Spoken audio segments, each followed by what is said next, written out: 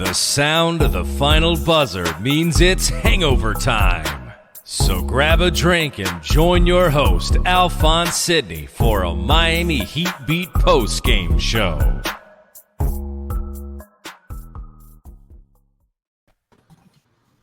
Win!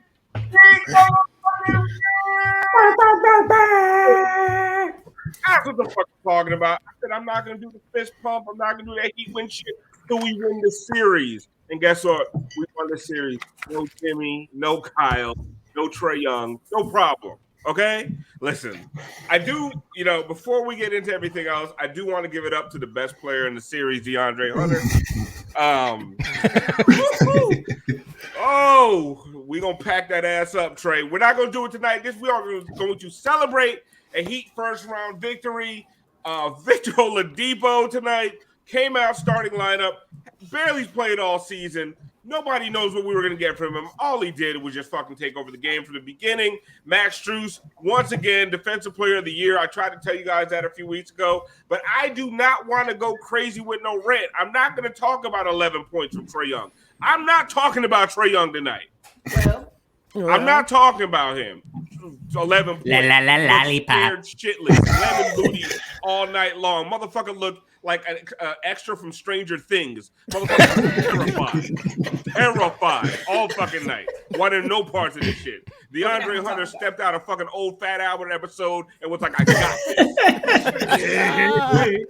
this. Abba-dabba-dooba. Take me out, Brass. I'm Alphonse Sidney, a.k.a. Alf954. Welcome into the Miami Heat Beat post-game show, Hangover Time. If you're watching live on Twitch, thank you very much. Throw us some subs. We're going to have a fucking party tonight, y'all. Yeah, we are. Throw some subs, throw some bits, throw all that good shit. Oh, look at my man with the jacket doing the gentleman's squeeze. I'm sorry. I'm just cleaning up a little bit of Hawks tears. There is a little gentleman suite. If you're watching replay on YouTube, go ahead and hit that subscribe button. Get those alerts. Hit that like button. We love you guys. The comment section be lit. You guys, 60, 70, 80, 90, 100 comments every show. We love that. And if you're listening in your car on the way to work tomorrow morning, they told me to tell you not to drink. Wink, wink. You can't see me. Motherfucker. Wink, wink. Don't drink on your way to wink, wink work tomorrow. The views of Alphonse Sidney do not reflect the views of Miami Heat Beat and Hangover Time. They are his own, and we do not condone any of the messy shit he was out here talking about. You know what? Fuck all that. Before we find out what everybody's drinking, it's a Miami Heat victory at home. Y'all know what time it is. I mean, come on. Oh. Heat and 5? Are you ready for this? What? I mean, and it was an Oladipo night? Let's go. Here we go. You know what time it is. Oladipo. No me importa lo que de mí se diga, vive usted su vida que yo vivo la mía. Que solo es uno, disfruto el momento, que el tiempo se acaba y para atrás no vea. Bebiendo, fumando y vacilando de por los días. That's it.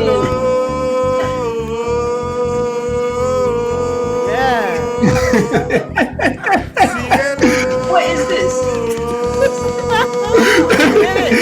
That's Poe. All right.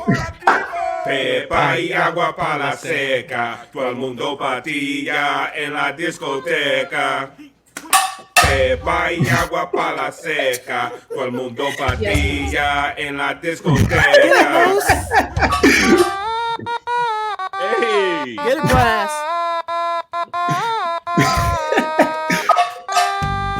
Hey, Moose back there going crazy. let's go.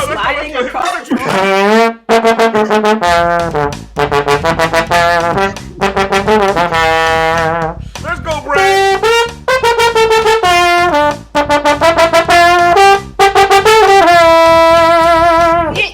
Yeah, let's go, people. Heat and 5. We told you. We told you. Look at the shirts. Read the shirts. Get the shirts. Pick up the always- shirts. It was people. in the syllabus. Y'all was stressed out? Can't be I stressed thought out. DeAndre Hunter was No. going to shut down. What? Are going to extend the series? DeAndre Hunter? Come on. I'm not going to lie. I'm a little bit nervous. Boys out here looking like fucking. But we're not gonna talk about that. We're gonna talk about what we're drinking, right? Yeah. What is everybody drinking? Let's go.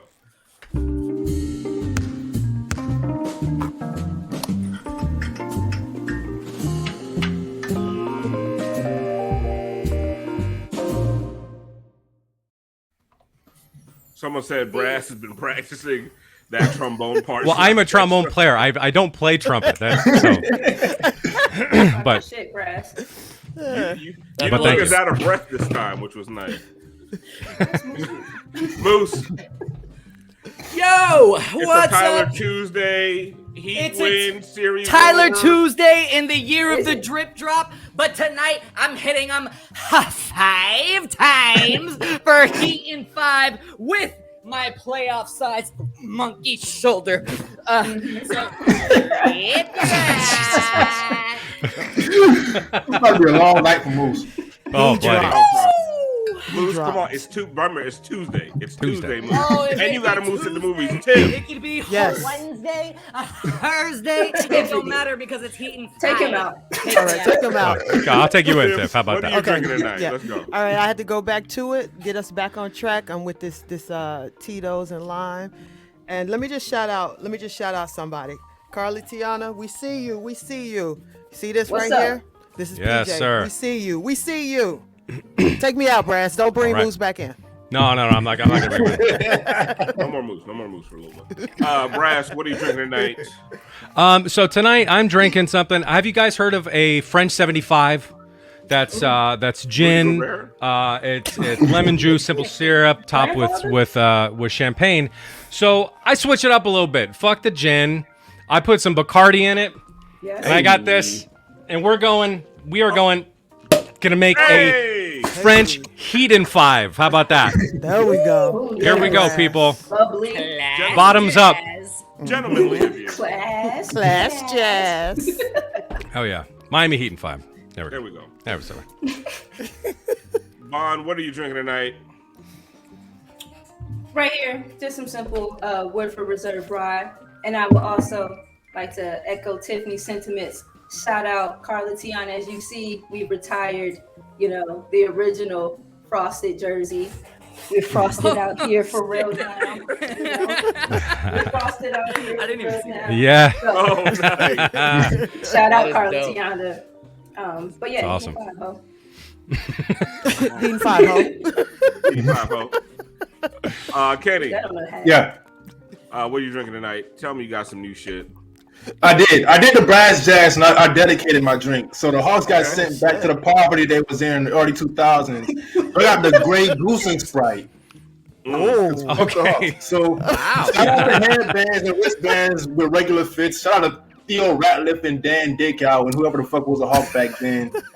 Heating 5. Fuck y'all. Go smoke that trash ass weed and don't even get high. Lot going on there. We They're out got here a lot smoking of- oregano. Hey, you know me by now, Moose. I ain't gonna make no sense. Motherfuckers There out you here go. smoking basil. Anyway, someone said Brass is a heat goon and a gentleman. We like that. Blast jazz. Moose, listen, tonight was not the prettiest win in the world. Without Kyle, without Jimmy, you had to do what you had to do. Listen, they don't give style points in the playoffs. What you needed to do was take these motherfuckers out in 5, the way some teams have failed to do over, as we've seen over the course of these playoffs. Sixers. Yes. Like, just talk about the grit and determination you saw from the Heat tonight. Like, they were without Jimmy, without Kyle, they could have said, "Well, we'll go get him in 6." They did not. They said, "We're gonna grind it out. We're gonna beat the shit out of them."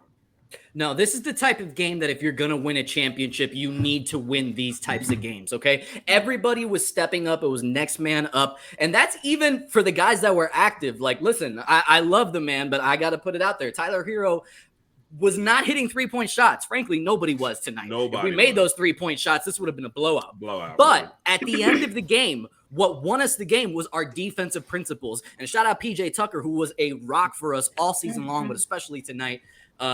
Yeah, so that's going to be what wins you these close games in the playoffs when every single possession matters.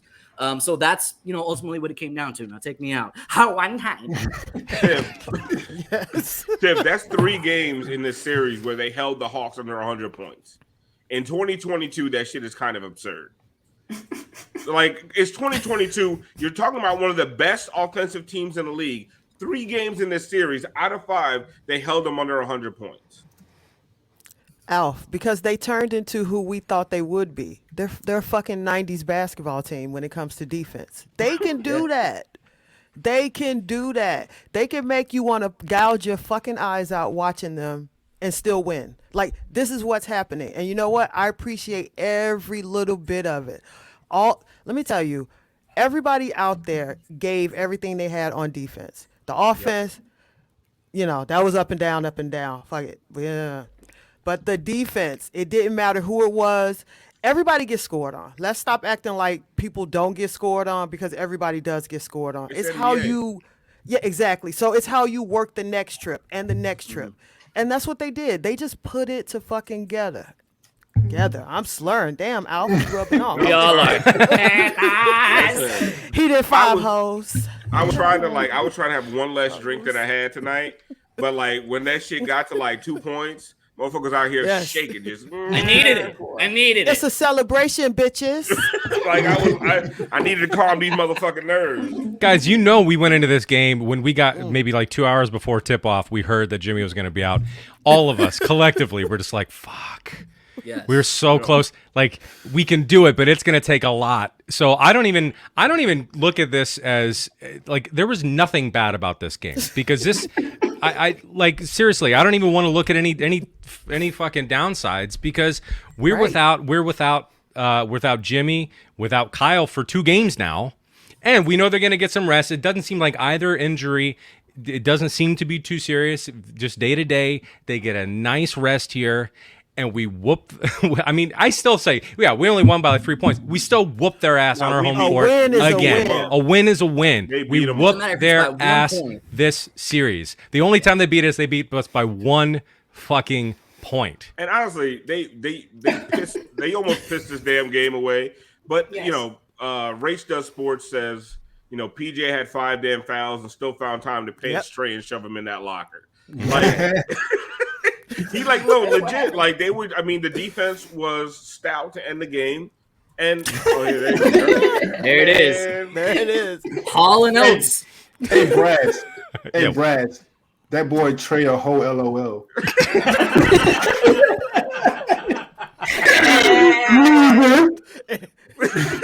And you a bit now, loser. What's happening? Oh, that doesn't matter. Move on. Don't worry about it. inside. It's not important. It's inside. It's not important. Hey. Call Karan laughing. Play it again. Oh yeah, I hadn't seen that. Karan forgot he was on the staff. You're an author, bro. You're an author.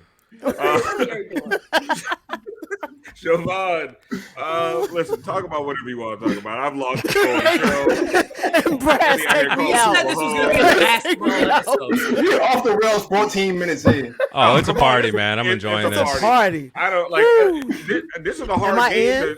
It's a hard game to analyze, man. It's like just win the fucking game, and that's what they did. They went out there, they just win the game. They just beat their ass like Stacey did Mike. They ain't even take it like a G. Hey, let's call out some subs real quick. Sometimes we wait too long on that. We got, let's see, Eric the Great 539 gave out 5 community gift subs. Thank you for that. Trey Rock 06 resubscribed for 1 month at tier 1. They say drip drop. JG resubscribed with Prime. They said Alexa play PEPAS on repeat. Yes. Vane Hype gifted 1 month tier 1 sub to DeAndre Hunter. We can always count on Vane Hype for that kind of shit. Sahal 1127 resubscribed with Prime, and Dade Franco resubscribing for 1 month at tier 1. And they said, how we feel in ATL. Heat and 5, ho. Wait, Dave Franco? Dade Franco. Oh, okay. I thought the same thing too, Tiff. Nah, Dave watching it. About to send him his comment. I didn't put this comment up. I put it up. Anyway, Hey, shout out to Leif and Alex, man. we Shout play out to for those every guys. day. Shout out to all of them. Hell yeah. Nah, Leif and Alex. One time with a drip drop. Somebody say, I just wanted Shades to drink 50 this. say shout out to Ho Harkless. That's a good one. Siobhan, that long. Siobhan, I've been trying to get to you for some analysis. Oh shit! Wait, you know it's so funny. Wait, because like I don't. You probably can't hear us on the mic, but fucking Hey. PEPAS is playing in the other room here. I gotta turn that off. Fucking Alexa. Alexa. No. See you later, Bryce. Wait, so he said Alexa played PEPAS and it really happened?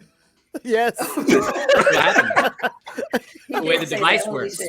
About to get that PCMA. Oh, Wow, what happened in the game? So Go ahead, Siobhan. What did you see tonight? Victor came out and said, "I'm fucking here. Okay, I'm here. Feel me. Look at this. Get this work." We had like this 6 straight. What I want to talk about, what pulled it away from me, what was different for me, and what I think swung the game was that they were tied, and then it was a full court trap, and then it was like a 4-point swing, and then it was a 9-point swing, and then they were up by 14, and then I was like, oh well, then that's the game right there. Like to be able to, be however we are, look however we look offensively. But know that we have the tools, we got the resources, we got the grit, the staff, all that shit to just turn it on. They went full court and completely caught Atlanta off guard.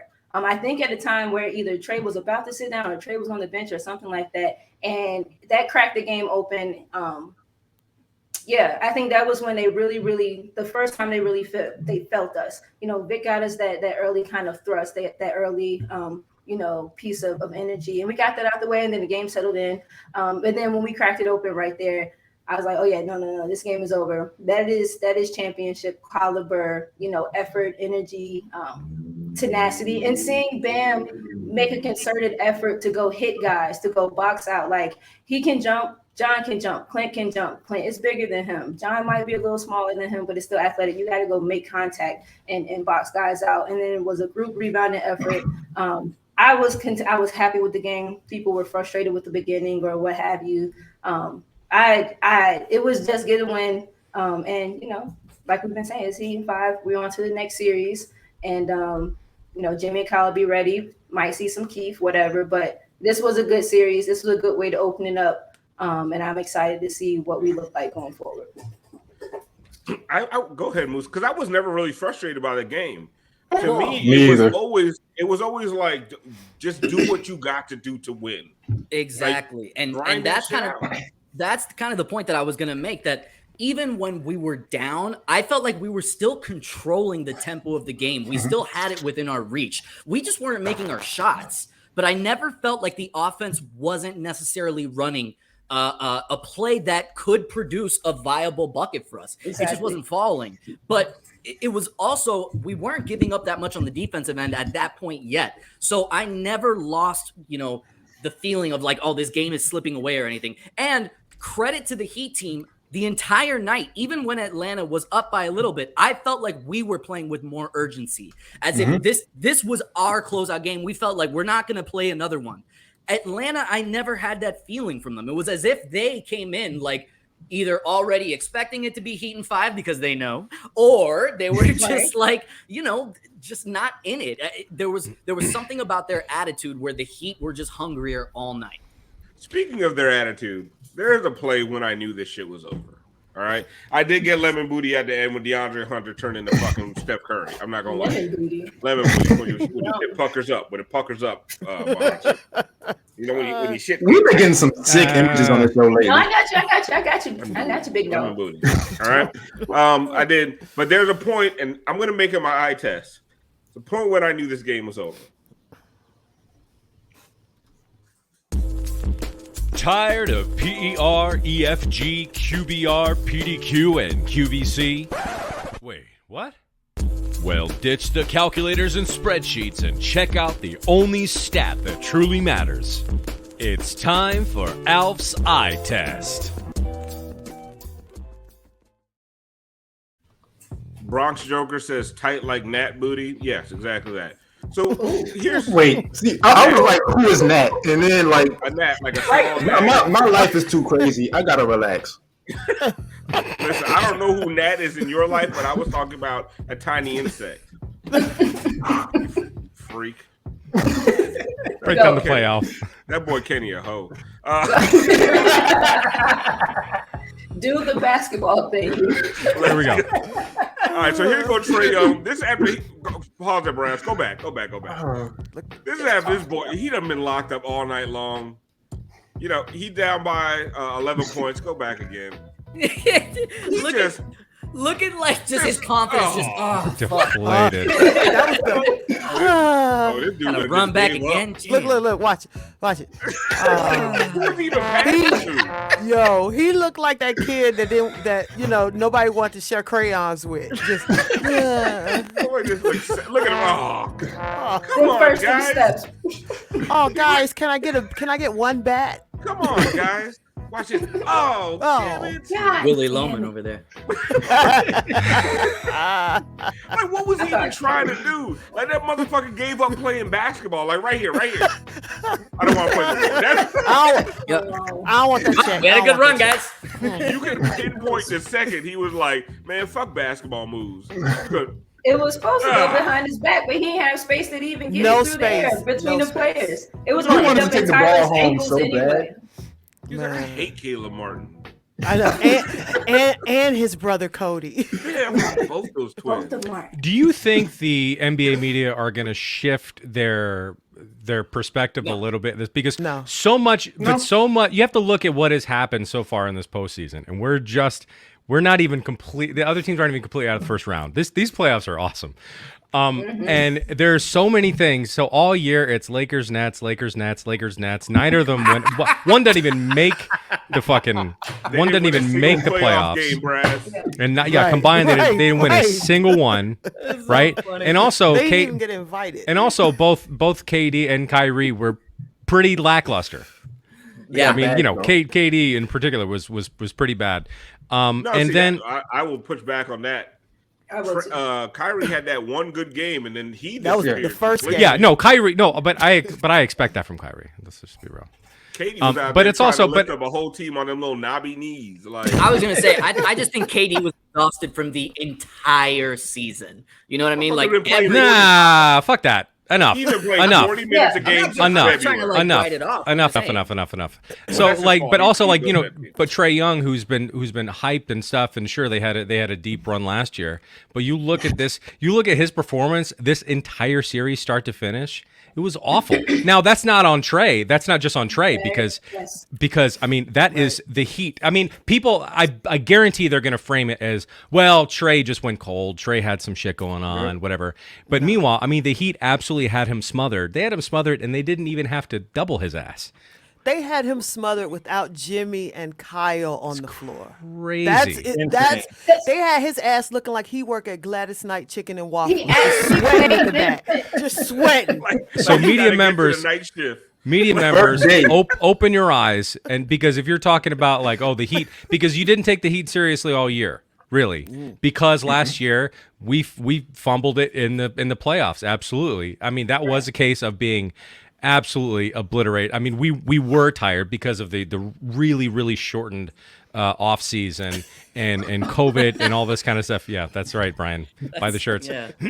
But there's so much honesty in that. But yeah, I mean, I think we're just going to be the exception, and we'll see if they take it serious next year. I don't think they will. That's why the conversation never made sense, because Miami actually plays defense. So this whole idea that they were going to come out and even win the series, but win it handily and then 5 or whatever the fuck never made sense. Trae said it himself. That was the first time I've been defended like that since high school. This man has gone through college. This man has gone through multiple NBA seasons, whatever that playoff run was last season, several diapers, multiple toddlers at this point. And so the idea that I don't know that it was going to be anything other than because Miami actually plays defense never made sense. So I don't know if the narrative changes.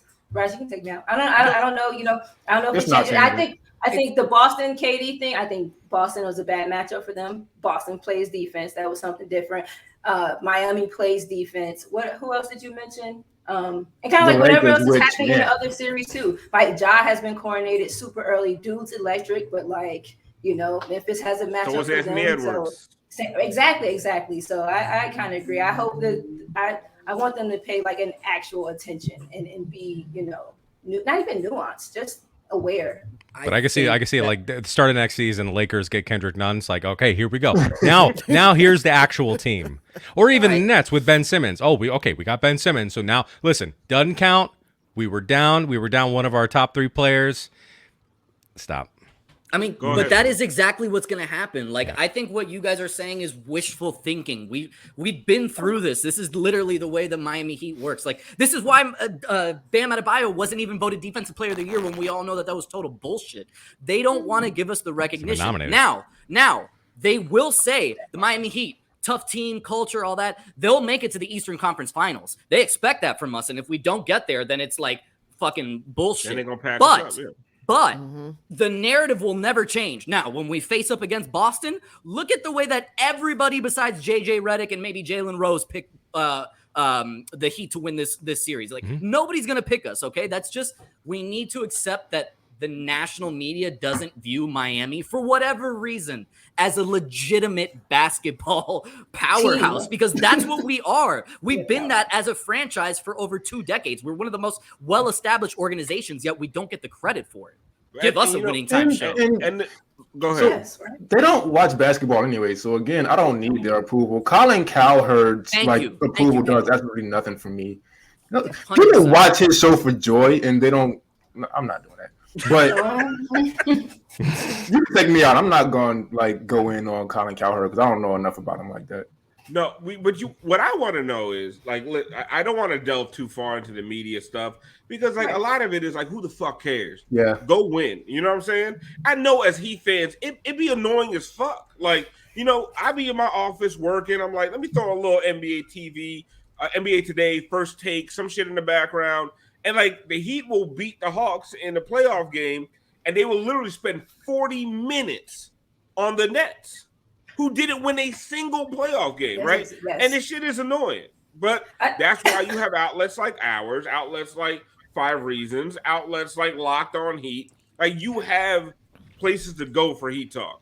Yeah. But what I want to know, are they going to dog walk TRAE like they dog walk Jimmy? Hell no. Because TRAE was anointed a fucking superstar for beating the trash ass fucking Knicks. Yep. TRAE was anointed a superstar for beating that shitty ass fucking Sixers team from last year. TRAE was anointed as a superstar by winning 2 games against the fucking Bucks last year.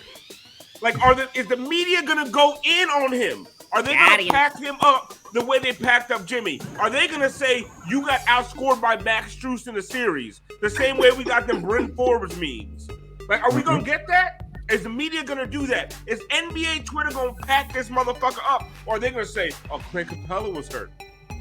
John Collins had a boo-boo. Oh, he didn't have Bojan Bogdanovic in the fucking last game of the series.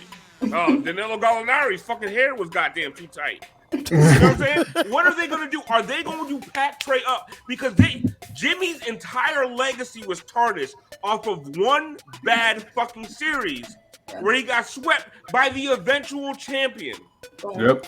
TRAE Young out here, single digits twice. Tonight, what did he score? 11? 11. Barely made it out to single digits. I mean, inefficient as a motherfucker. Getting outplayed handily by Max Strus, who was not drafted. If you come back and look, who was the better player in the series? Max Strus or TRAE Young? Strus, for sure. Gabe Vincent or TRAE Young? I might go with Gabe Vincent. Yeah. Jimmy Butler, the one that went through puberty, obviously. Jimmy Butler has been the second best player in this entire playoffs. Have they repaired his legacy off that shit they were talking last year? Not necessarily. But I just want to see, and I don't want to see TRAE Young packed up like that because I think that shit is dumb. We can't decide a motherfucker's entire legacy off of one series. But they called Jimmy shit in the bubble a fluke, right? Discounted everything he's done before that. one of his most efficient seasons in 2021. He went into the playoffs with the shortest offseason in NBA history, and they've been packing him up ever since because he had a bad series. I want that energy for Trae Young. I want it for all of them. And I want it for James Harden's punk ass, too. Take me out. Oh, hell yeah. So, wait. So, real quick, I'm not the stat guy, but I do have a stat here.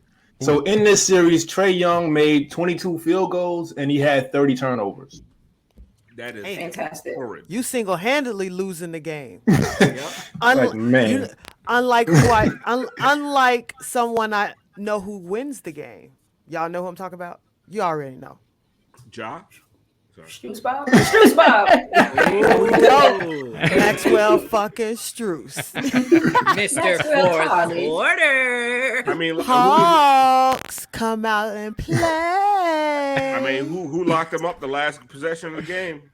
Ooh, that was nice. God damn. It was nice. That trap in the corner was cute too. It was perfectly timed, PJ. Listen. Trapped in the corner. No, it doesn't count. They didn't have Bogdanovich tonight, guys. They didn't have Bogdanovich. Doesn't count. If your last shot go to Danilo Gallinari, y'all complain about Jimmy Butler. Man. If Robert De Niro taking your last shot, you over. Danilo Gallinari looked like he owns the worst fucking pizza shop on the street. Like, there's like 6 of them. There's Vinny's, there's Joey's, there's Tony's, and there's Danilo's. And everybody don't. We worked that style before. They're like Danilo's got. Kenny's like, I had Danilo's in Liberty City. No, Italians don't. They scared to go there. It's all black businesses. Brass, run it. Brass, run it. What do you want? Disclaimer. Run the I'm always past. Yeah, that's an alpha. Yeah, we need one for. We need one for a few of us. Yo, you need hate for Kenny. Let's get to the Gaga of the game. My shit running out. Let's get to the Gaga of the game.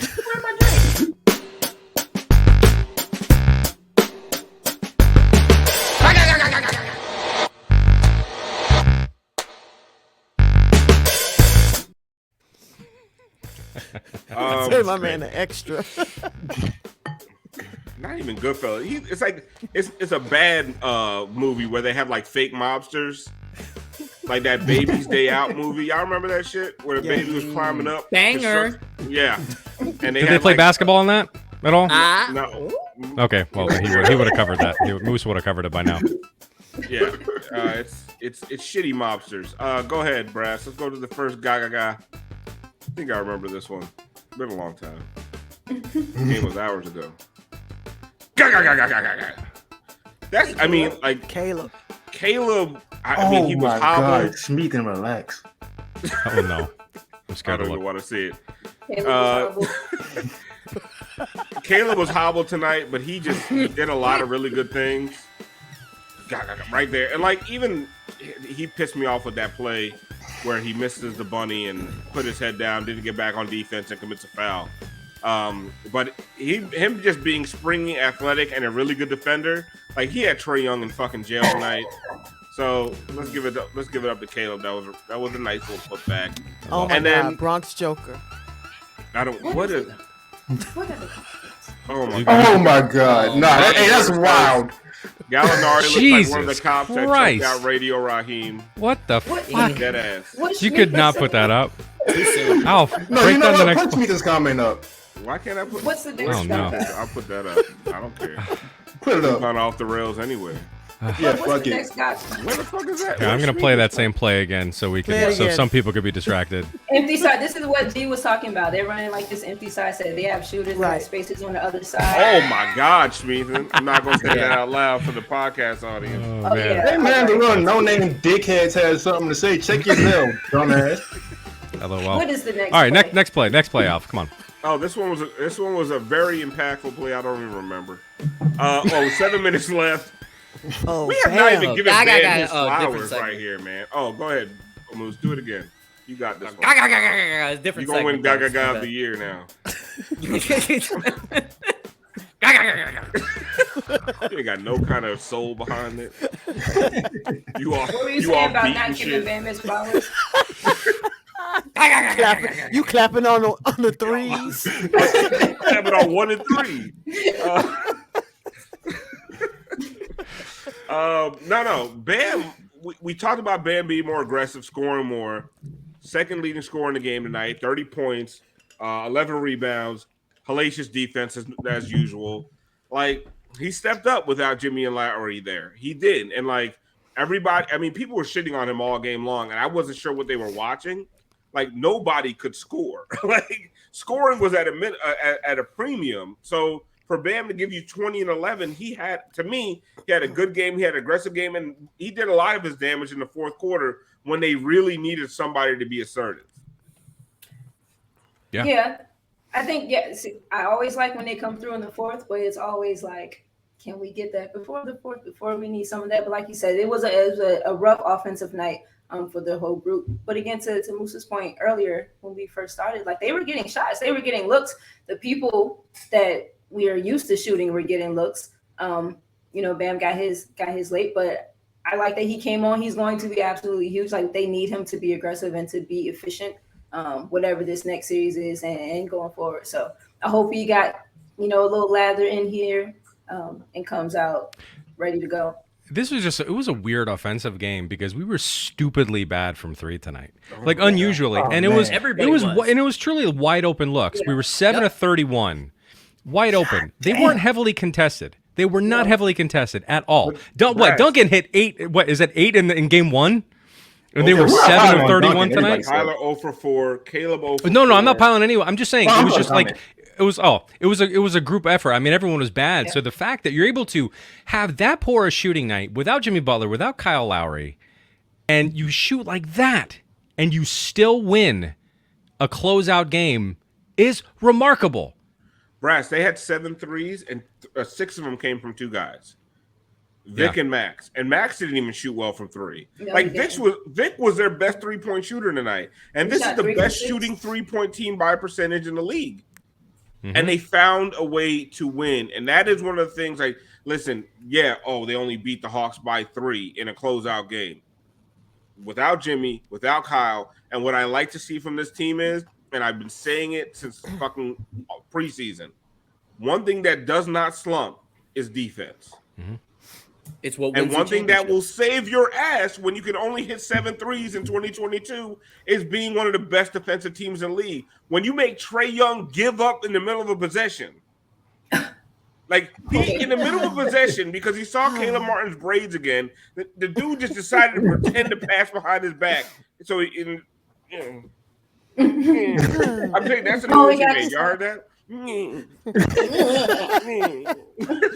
my God, no. I was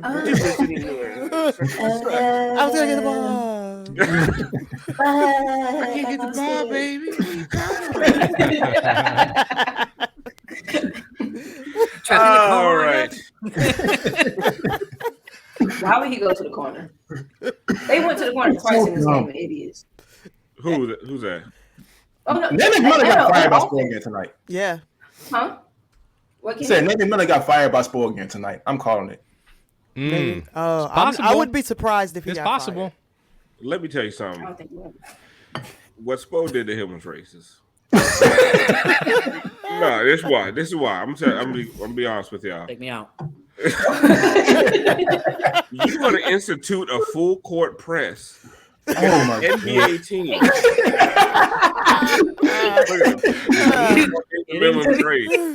Like, that you see where he put his hands out? He's like, Nate, come be my assistant right here. Let me show you right here.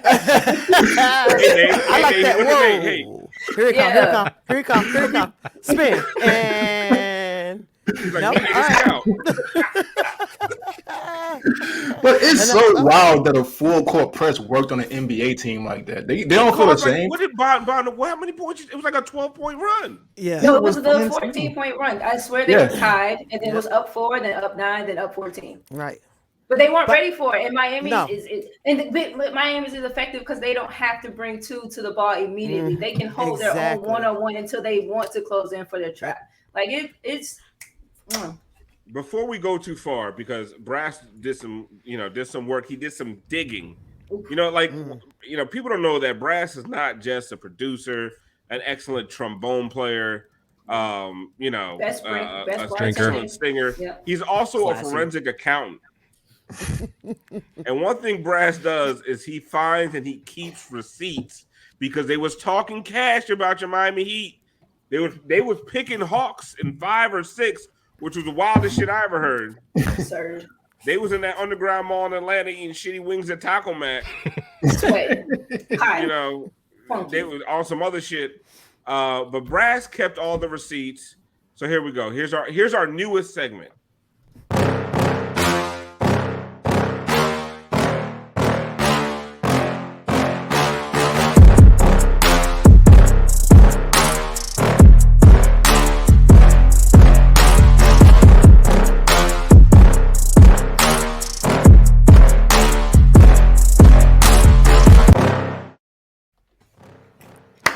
All right, so let's see what we got here. We can all pile on these people.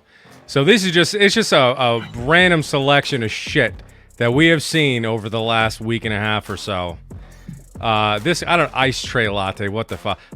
So they said this on the 21st. Right. The Hawks have done well with their backs against the wall. Seen it last regular season. This year's regular season, Game 7 versus Philly. Now in the play-in, Hawks are a dangerous team when backed into a corner. They put themselves back into a corner. They were in the corner. They were in the corner. No. They love standing in the corner. And they all say Hawks in 7. So they were in the corner, that. and Trey dropped his head and threw the ball behind his back. So shout out to Sandy, who said Hawks fans think they can beat the Heat.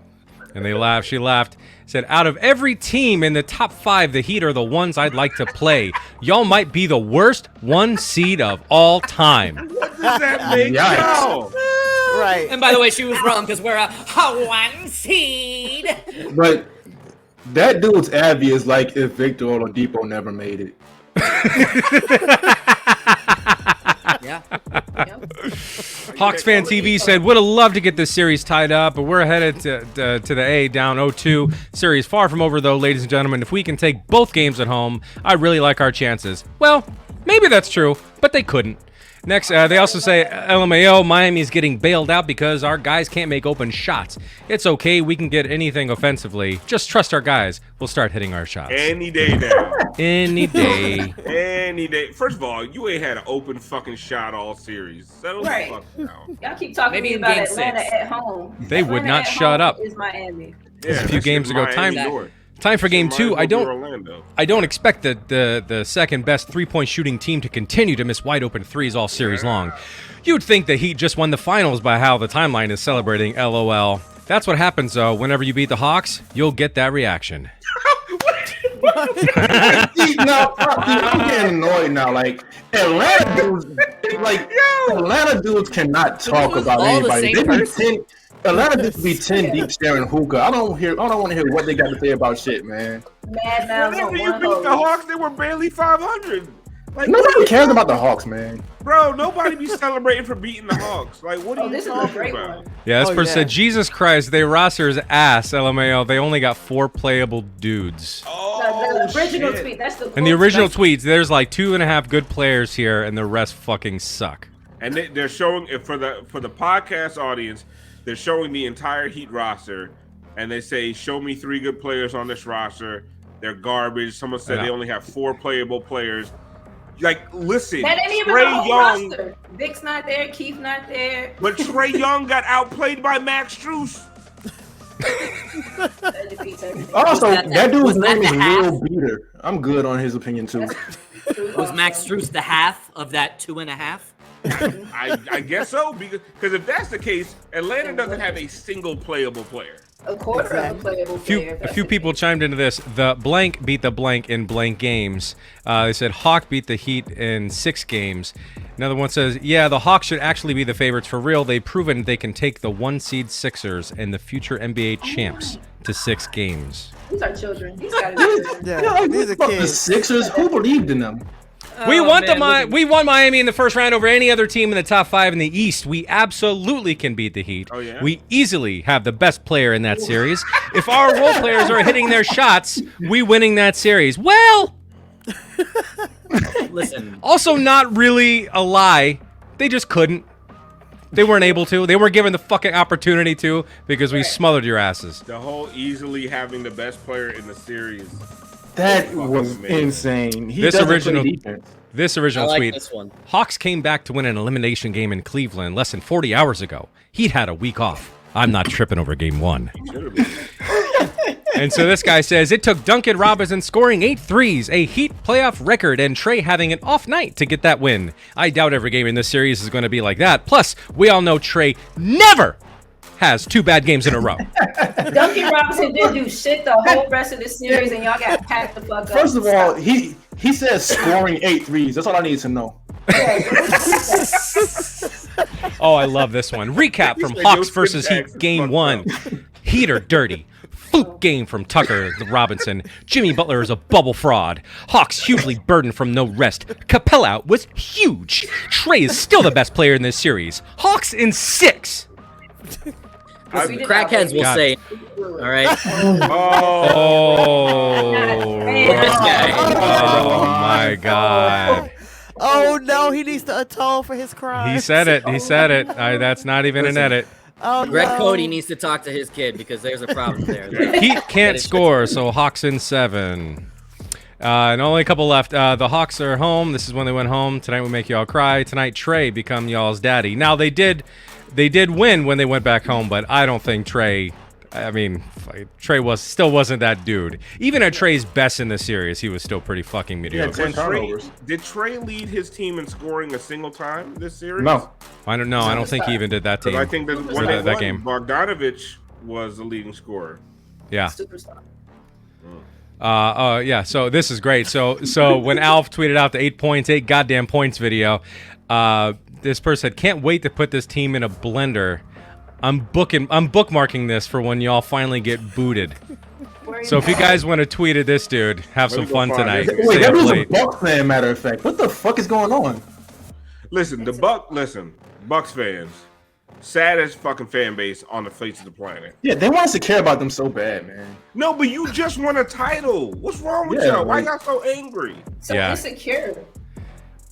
This one is this Oh, one is one of my favorites. This whole bracket from Rob Perez, the man famously known for just taking videos off of his television. And yeah, so they had the Hawks making it into the second round. I mean, no. Not only did he have the Hawks, look at the whole bracket. yeah, the whole bracket. Yeah, the whole bracket's pretty fucked. Okay, he I've never has seen the that. Nets beating the Celtics. Okay, he got the Bucks and Bulls right. But had the Cavs even getting in to begin with, right? No, that's still the play in there. The play-in. He has That's still the has play-in. the play-in. And then he has the 76ers and the Raptors. The Raptors, he might have that one right still. Yeah. His West Coast back is solid. He literally we'll picked see. the 7 and the 8 seed It to wasn't win the until the first round matchup. Yeah. Insane. Yeah. And And I then- just want you guys to check one thing when you guys are on Twitter. For you guys that are on Twitter. When somebody says some wild, stupid, dumb shit to you about the NBA, and you're like, who the fuck follows this guy? Click their profile, and I guarantee you Worldwide Wob follows them. Every single It's fucking Alf time. when Alf said that like a year ago. It's the first thing I look for. It's the most truthful thing Alf has ever fucking said. It's like looking up in the sky at night and you don't see any stars, and you just keep looking, and all of a sudden, oh, there's one star that pops up, and all of a sudden you see the entire sky full of stars. That is exactly what happened. I don't know why he follows the fucking worst people on Twitter, so it's no wonder that And he's then shit. Gats on, he said, and it's the only common follow. Not for me, because I don't Every follow time. that Star Wars bitch. Now for our final Record your TV and have me follow you. I can't. for our final receipt of the night, I know we don't want to shit on Heat fans, right? We don't want to shit on Heat fans because we're all enjoying this. However, sorry, Eric. He follows Eric. That sucks. You might need to reassess some things, Eric. But thank you for your subs, though. But there's one person that had a tweet tonight. I just had to, Heat fan. I had to put this one I up. feel like I know where this is going. Hot take, Harry. 0.0 Not a chance number. we pull this out. That was tonight. at 5:09 p.m. today. Don't hit me with that reverse jinx, Harry. You're full of shit. You just have no guts. Not even near close to start. Ooh. Anyway, Like you trying to have a baby. that The is starters weren't even announced yet. I was about That to, is wasn't it receipts. announced that Jimmy wasn't playing yet? no. I Jimmy did. had Jimmy just knew. We been- knew about Jimmy. yeah, We knew about Jimmy. Jimmy had so. just been announced then. But yeah, so that's receipts. So yeah. Great new segment. Fantastic new segment. So now we're going to go to a segment that everybody knows and loves, Bond's Breakdown. Oh, hold up. Let me break it down so it can forever and consistently be broke.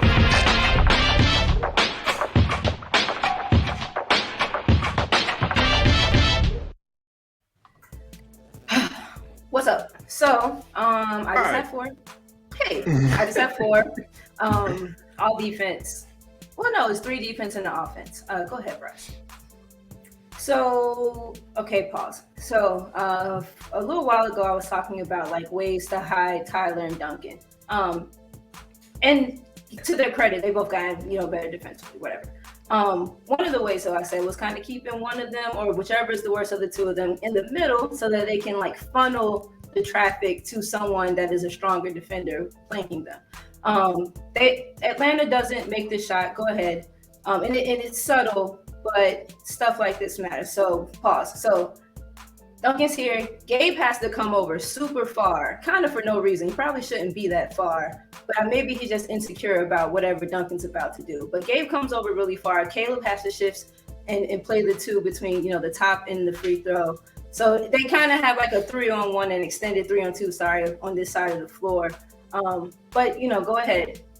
So he comes all the way over. So pause here. So it comes back, and now Duncan checks back down way too far. There's no one there in the area now for him to have to sit on. Everyone else is pretty matched up. There's no reason for you to be this far down. You have to guard kind of that side of the floor. Go ahead. He misses the shot. But I was like, we needed to be sharp tonight. Not that they weren't, but just stuff that I pick up on. Go ahead.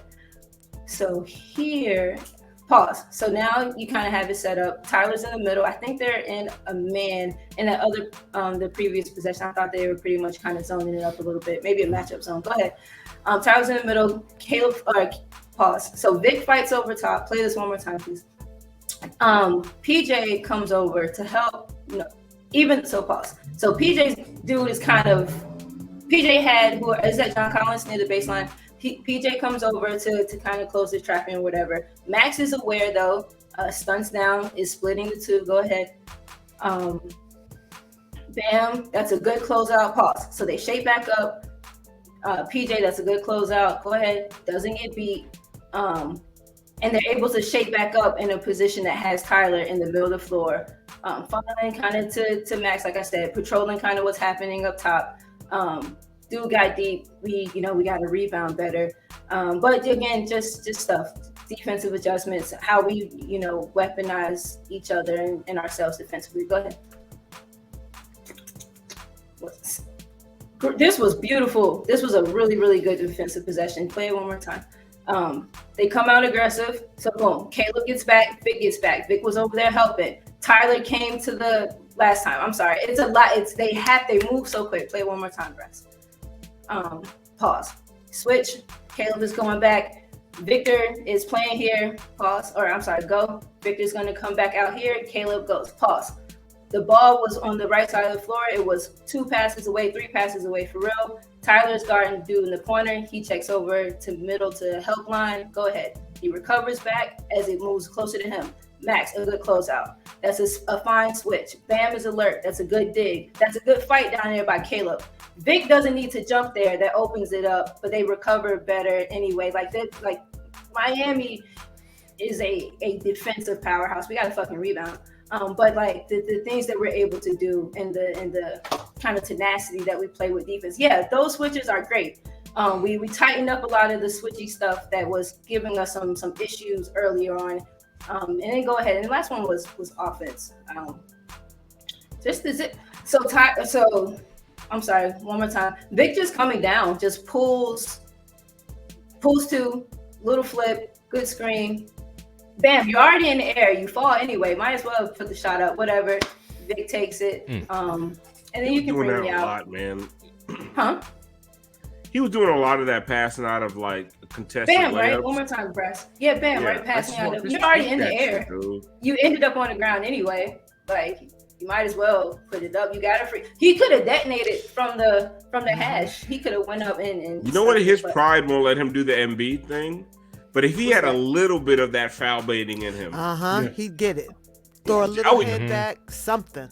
Yeah. Right here. Oh yeah. Flare. Just like that. You can take me out. It was him, officer. You know what? I didn't pull the play, but there was a play. DeAndre Hunter killing you, right? He's starting to. Oh, here it goes. Oh, this guy. Hello. Wait. So G probably saw this. There was a play. DeAndre Hunter's killing you. He's hunting, no pun intended, Tyler Hero. He was even giving Max a little bit of business, but Max was holding up pretty stout. So they put PJ Tucker on DeAndre Hunter. This is right at the end of the game before he fouled out. And so you switch all night. All night you switch everything. And this play, PJ ain't switch. Like, they didn't even set a hard screen because they just expected the Heat to switch. They came out of the timeout. Spo said, do not switch off of DeAndre Hunter. PJ stayed glued to him. Tyler got his hand in the passing lane, and I believe that was one of the. It was a fast breakout. They scored. It was just, to me, that was like, people say Spo was super stubborn, but like that was like, okay, fuck the game plan. This dude is killing us. We're breaking off of everything. PJ, do not let DeAndre Hunter out of your sight, and it worked. And honestly, it's one of the biggest plays of the game. It might be one of the reasons they won that game. Alf, it was vibes. Nobody was worried. We were all chill. We were all fucking Keno. We were chill. That game was never in doubt. Christian and I were at our seats. Let the people know you were at the game, right? I was at the game. I was there with Christian Hernandez. We sang PEPAS 5 minutes early. Nobody gave a shit. We were all like, where is the cocaine? When do we go home?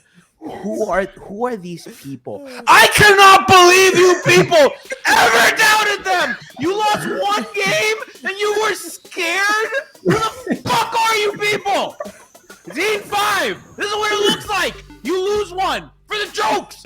You let them have it. These Hawks fans said, I don't know if there's 3 good players on the Heat. Bitch, you don't have a single good player. A single one. Trae Young had more turnovers than assists. That is your all-NBA fucking guy. That motherfucker sucked. The entire arena laughed at him. Entire fucking building was laughing at this ugly, stupid peon motherfucker as he hit the goddamn side of the backboard.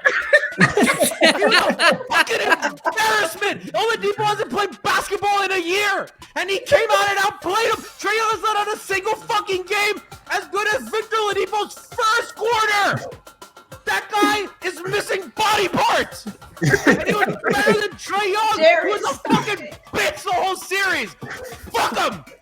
Fuck Clint Capella, you ugly motherfucker. Fuck Sean Collins. You're not South Florida. Go away. You can be fucking Ocala or some shit. Fuck out of here. How dare you claim here? How dare any of you do that? It's Heat fucking 5. NBA TV, you're on my fucking shit list, you bitches. Fuck you. Stop talking shit. Pull up, motherfuckers. I got me and Brian Cortez, and Christian Hernandez, and Alex Toledo. Pull up, motherfuckers. Fuck out of here. Yeah, bro. Oh, man. Trae Young did steal the Cuban grandma's hairstyle, though, so we couldn't let him get away with that shit. By the way, I'm drinking Hypnotic and Henny. You like Kenny with these ghetto ass drinks. Kenny, what are you drinking again? What is happening, bro? Grey Goose and something. I don't know. You need no to more. talk to somebody? Got down that fucking cascade. I need to fucking talk That's to another the early executives. 2000s drink, though. Shout out to G. I need to talk to the executives at NBA TV for all this fucking bullshit they're playing. And by the way, everybody on Twitter who said they're playing PEPAS too early. This is not your fucking job. Yeah, Leave it to the get fucking some guts. pros. Get some guts. Everybody in the building knew what was happening. We all knew. Alf, I'm telling you, that's not even a joke. Everybody in my section was like, where's PEPAS? Like, with 10 minutes to go. We all knew. Well, honestly, DeAndre Hunter was not on script. He Bro, legit like. Did that ever scare you? I gotta be honest with you. Like, I wasn't scared. I was like, okay, we're gonna count on DeAndre Hunter pull-up jumpers for the rest of the game. Good fucking luck. I dare you to keep doing that. I dare you. I fucking dare you. And guess what? That bitch fouled out. Fuck out of here, man. I think that was the worst fucking. As a Heat fan, I said it on the timeline. That is one of the worst fucking calls I've ever seen in my life. Yeah. Like, it was legit a foul, but like, I cannot believe they called that shit. And word to fucking PJ Tucker for selling it. All right. Yeah. All those bullshit fouls they called on PJ the whole game. Well, you saw Goran sell a fucking a clutch foul the other night. So Heat lifer. Heat culture. Heat lifer, the Heat culture, sell bullshit fouls. What was NBA TV doing that everyone's so mad about? Right, They're just everybody's talking going shit, off. bro. They're Hawks fans. Yeah, they're they based was in like- Atlanta because their property in tax is Atlanta. low. Because you're a shit city. Nobody wants to live there. It's hot and cold. Pick one. Pick a fucking struggle. It is both hot and cold. It's hot and cold. Pick a fucking struggle. Why are your headquarters there? It's a fucking nice city here. You know what I can do tomorrow? It's not season. I can go to the fucking beach. Listen. Let me Can tell you, you something. Atlanta? I lived in Atlanta for 2 years, and from the so month sorry. of September until May, it is just a gray, misty cloud of piss the entire time. Was that Like the it's a Hawks or wet- the Atlanta weather? Both. It's just a wet, misty, constant all the fucking time. It's constantly it ain't raining though. It will never actually rain. It just rains cold piss. All fucking. It's gray. You don't ever see the sun. It gets dark at 3:30 in the afternoon. They can't fucking drive anyway. Now it gets dark and they really can't fucking drive. Let me tell you something. You ever want to be fucking frustrated? Go to Atlanta and try to fucking merge. Okay. You'll be like TRAE Young. Just give the fuck up, park your car on the side of the road, and walk the fuck home. Like, these motherfuckers do not know how to. I've never seen it in my life. You will try to merge onto a highway in Atlanta, and these motherfuckers will literally stop. Like, there was a stoplight, like right there, bam. Where it said, they would just stop. No zipper effect. Motherfuckers just stop at the entrance to the highway. And then expect to pick up the 65 in an old Toyota Corolla. Get the fuck out of here, Atlanta. Sorry. I like Moose is either really drunk or Somebody really said, bored. I was lying. I think Moose is merging. annoyed. What? Sorry, Moose. Let's get to our final segment of the night. We've had so many fucking segments. We're an hour in on a Tuesday. Good. Yes. No, it's perfect. It's perfect. Who's gonna raise it? 500 Who's gonna viewers raise it? strong. What people want? Okay, Moose fucking didn't want party. too many people to see this. It's perfect. Let's get to our final segment of the night. I hope. Moose in a Toyota Corolla. I'm sorry, no. Moose at the movies. One man, two desires. Drip dropping cinema. It's Moose at the movies. Powered by Streambeat.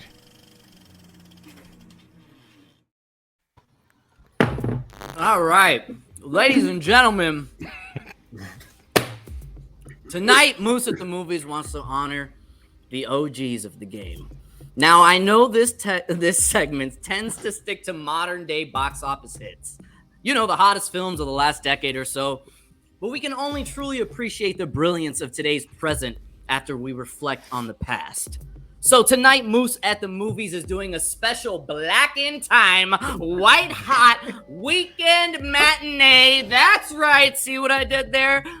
Strap in for a wild ride and possibly my last ever appearance on Hangover Time as we go back to 1975 and meet up with a young man who was about to be the first of his neighborhood to hoop his way into an academic scholarship, starring one NBA Hall of Famer and one of the greatest actors to ever wear an all-black leather trench coat on the silver screen, both making their film debuts. Ladies and gentlemen, it's Cornbread. That's right. Moose at the Movies is breaking down Cornbread, Oh my Earl, God. and no. me. Yo. Here we go. So now, Or if you've DeAndre never Hunter heard, and RJ Barrett. if you have never heard of this movie, do not feel alone. I too had never heard of it until the great Tiffany Meeks slid into my DMs with this movie poster and said, "You need to review this film." So, For full disclosure, Siobhan, you can get your refund from Tiff for tonight. But the classic tale truly pushes the boundaries on storytelling and film ratings. I mean, I know it's 1975, but the fact that this movie is PG is fucking bananas. BANANAS. Keep in mind that as we go through this, okay?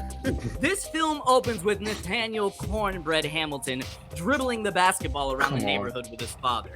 We quickly appreciate the strong bond the father and son share and how much of a star Cornbread is amongst the community. See, it's a great way to introduce us to our hero character as well as the supporting characters on the block. My favorite being One Eye. This dude deserves a prequel story, okay? Because they never explain how he lost his eye, and it's the biggest unsolved storyline of this entire film. There's definitely more meat there on this character's bone, but whatever, we'll keep it going. So he's yes, see, that's just the thing is One Eye. He can't see right, but it's okay. Keep it going. So now, as we keep going down the street, we just so happen to pass by some cops falsely arresting an innocent man, accusing him of having stolen this typewriter as he was traveling down the street. The man did nothing wrong. It's ridiculous. Now, to present the facts, he was pushing a typewriter in a baby carriage, and he had a little bit of heroin in his back pocket. But it's nothing, okay? It's nothing. It's just to kind of show you the foreshadowing here. Move. Cops are bad. Exactly. It's not a big deal. Light up a spoon, pussy. Okay. So we get to the park where Cornbread meets up with some younger kids who look up to him. Earl, played by some kid actor who never makes it, so I never learned his name. And Wilfred, a.k.a. me, played by a young Lawrence Fishburne. Crazy. Early start for that man. They start playing until the rain starts to pour. From there, they run over to the local grocery store for a parent-approved soft drink to replenish their vitamins, like Sunny D or grape drink or one of the, I don't know. They start arguing about who's faster, and Cornbread boldly claims that he can race home in under 30 seconds. Baby Morpheus says, "Prove it, Bread." So they decide to have this race and see if he can get home in under 30 seconds. But what Cornbread, Earl, and me don't realize is just outside the grocery store, the police are on a chase for a serial rapist that just attacked and murdered another victim. What? Yeah. PG rating, okay? I don't see any Disney movies talking about a serial rapist. She's about to get it. So the cops are just outside the grocery store, okay? Let's draw. Yes, I know what you're thinking. We all kind of already know what the outcome's going to be, but let's play it out. Cornbread Wait till you hear is about running Geppetto. like a gazelle, just striding down the street, looking faster than funk. The length of his strides resemble a young Giannis Antetokounmpo. But just like baby Bambi, that deer is about to be shot down in the headlights. Boom. So there's Cornbread laying on the street, blood pouring out of his body like an excessive amount for a PG rating. And the cops just run out like, shit. Yeah, well. And then from there, it goes to trial. And look, I'm going to be honest. A ton of different stuff happened. I kind of wanted to wrap it up. This was in the middle of my work day. Shout out to, my boss who let me do this and all that. But to steal the line from Chappelle, when I'm watching movies, I'm smoking weed to run away from my problem, not take on cornbreads. So I'm sorry, buddy. But it sucks. Like, everyone's sad. You see the cops flat out intimidating witnesses, covering up stories for each other. All the shit that we see today. The coroner's inquest is hampered by severe police intimidation, and no one wants to say anything about the shooting, except for Wilfred, aka me, aka Baby Morpheus. He becomes the central figure in the lawsuit as the only witness that can describe what he saw. Nobody is buying this kid's story, except for the one black officer that is on the force. They put him on trial, and he says, you know what? After what I'm hearing, I'm taking the red pill and I'm traveling down this rabbit hole with Baby Morpheus. They lied! The whites lied! Boom! Case dismissed. Victory. Racism is over. Yeah! Okay, so this film is a timeless tale. And I can see why. All of those sad blaxploitation tropes that we all see in, future films, they all originated from here. This was like the first time they were ever used, so give credits for being groundbreaking at the time. I mean, watching it today, I basically knew how everything was gonna happen because it just read like a throwaway local news story. Tonight, Young black teen was tragically misidentified and shot dead by police. But first, our main story. 2 local penguins find love in a zoo. We're live on the scene for our biggest story of the year. I still think this movie's a must-see. If you haven't seen The Hate U Give, Fruitville Station, or any of those movies about, being a young African-American in America. With that being said, Cornbread alone, because it is an iconic song, deserves 25 drip drops. Brass, take me out. My God. Tiff, are you trying to tank the Moose of the Movie segment? You must be. Why do you keep giving him these ideas? Was Basketball Wives not enough? Hey, Basketball Wives was a banger. That one deserved the hottie. That one deserved the hottie. But he forgot to tell you the most important thing. I had it. I couldn't do it. Cornbread was Jamal Wilkes. Oh, that's right. Oh, okay. I thought, yeah. Oh, yeah, surprise. Oh, man. The other Los Angeles Laker. My God. My only takeaway from all of that is thank God the writers gave my guy a father at least. What? What the